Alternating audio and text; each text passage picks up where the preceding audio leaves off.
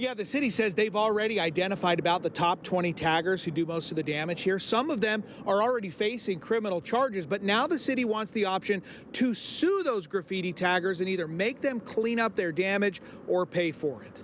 Graffiti taggers have left their mark on seemingly every corner of Seattle, and it's costing the city millions to try to clean up. Graffiti is the single most common complaint in my inbox. The city council will soon vote on whether to allow City Attorney Ann Davison to sue graffiti taggers for the cost of their damage. And we would be focusing on the most prolific taggers that we have been able to identify, so that's not a large number. They do a lot of damage. And it's not just taxpayers who are on the hook. We are sometimes going back to the same business multiple times a week.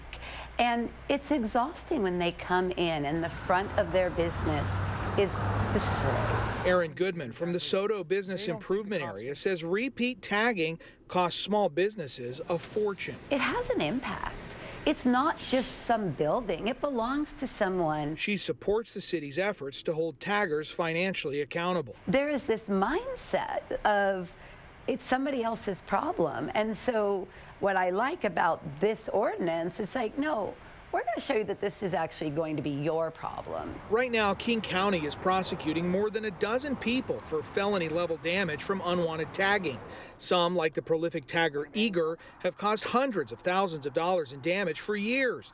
In other cases, prosecutors say the taggers filmed themselves vandalizing public and private property and post the videos online. Our experience is that many of these folks actually have jobs, they have resources, they have cars and condos and other things.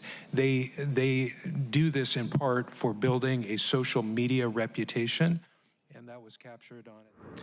Now, if approved, this would give the city the option to charge those taggers $1,000 per tag. And because this is a civil action, the burden of proof is lower than in a criminal case. City Attorney Davison says she thinks that will help hold these very prolific taggers accountable and help recoup some of the costs both for the city and for the business owners who often get stuck with the cost of cleaning it up. Reporting live in Soto, Jeremy Harris, KOMO News. Jeremy, what is the next step now for this proposal?